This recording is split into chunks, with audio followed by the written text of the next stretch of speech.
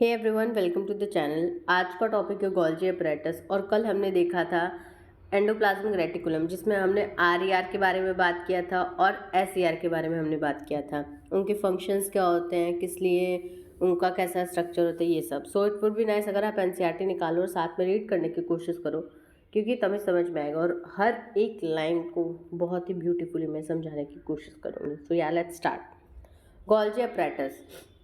Camilo Golgi, 1898, first observed densely stained reticular structure near the nucleus. मतलब Camillo Golgi जो scientist थे, उन्होंने nucleus के पास में एक जाल जैसा स्ट्रक्चर देखा। रेटिकुलर यानी कि जाल जैसा स्ट्रक्चर।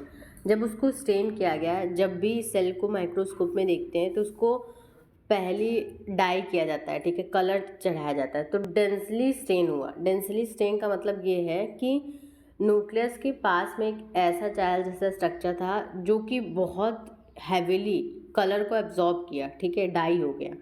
अब ये डाई इसलिए हुआ क्योंकि वो डेंस था, मतलब उस जगह पे थोड़ा सा जगह था और वहाँ पे ज़्यादा से लोग थे।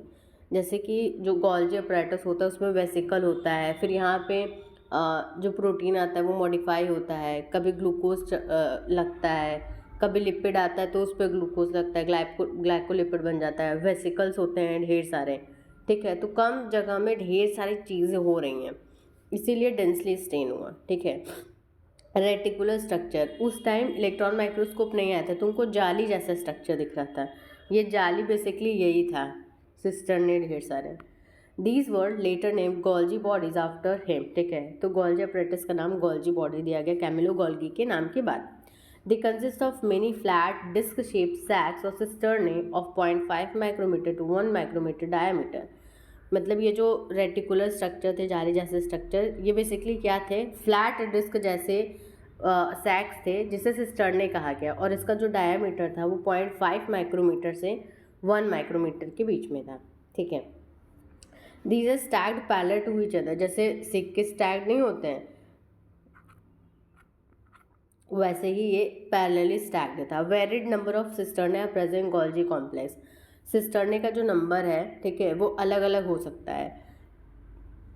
The Golgi cisternae are concentrically arrange near the nucleus with distinct convexes of forming. यहाँ बता रहा है जो सिस्टर्ने हैं, जो ये ढेर सारे सिस्टर्ने हैं, ये कॉन्सेंट्रिक हो सकते हैं, यानी कि इनका कॉमन सेंटर होगा। जैसे ये वाले का अगर देखो तो इसका कॉमन सेंटर ये होगा, ये वाले का देखो तो इसका ये सेंटर, मतलब बेसिकली ये सेंटर है। अगर हम सर्कल बनाए तो इसका कॉमन सेंटर ये आएगा, इसका बनाए तो कॉमन सेंटर ये, इसका बनाए तो कॉमन, मतलब सबका कॉमन सेंटर एक होगा और ये न्यूक्लियस के पास होगा।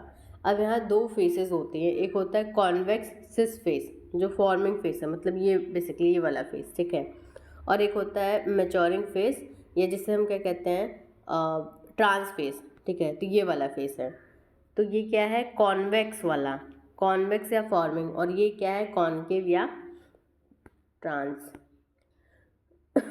Maturing face. The cis and trans faces of organelle are entirely different but interconnected. दोनों का काम अलग होता है, दोनों फेसेस का, लेकिन दोनों इंटरकनेक्टेड होते हैं, सिस और trans face.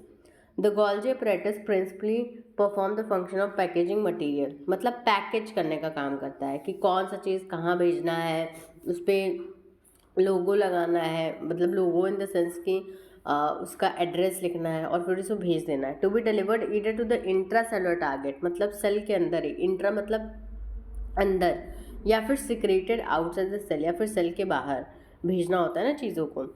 Material to be package in form of vesicle from the fuse with the cis face of the Golgi apparatus. जिस चीज़ को भी मतलब पैकिंग करना है बेसिकली, तो वो से निकलता है, एंडोप्लाज्मिक रेटिकुलम से निकलता है बेसिकली प्रोटीन जो होता है, ठीक है, वो गोल्जी अपैरेटस का जो सिस फेस होता है उससे आके फ्यूज़ हो जाता है।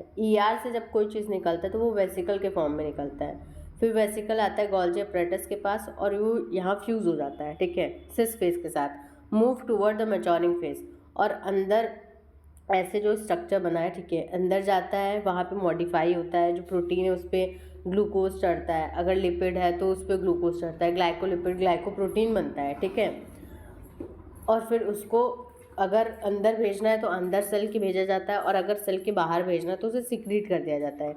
This explain while the Golgi operate remain in close association with the endoplasmic reticulum. अब समझ में आ गया होगा कि मतलब मॉडिफिकेशन के लिए पास में रहता है कि ER है, ER के बगल में गोल्जी बॉडी है। A number of proteins synthesized by ribosome on the endoplasmic reticulum are modified in the cisternae of the Golgi apparatus before they are released from its trans phase।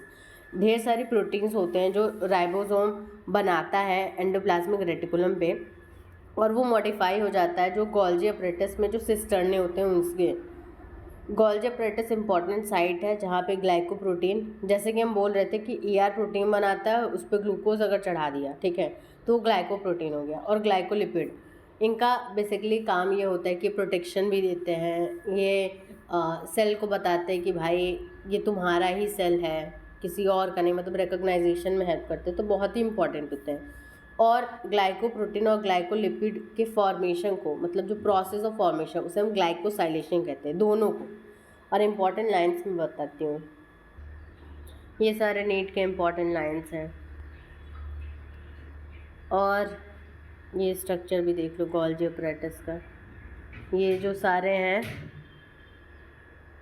Cisternae हैं, interconnected हैं। कल देखते हैं अब एक बढ़िया सा स्ट्रक्चर। सब्सक्राइब।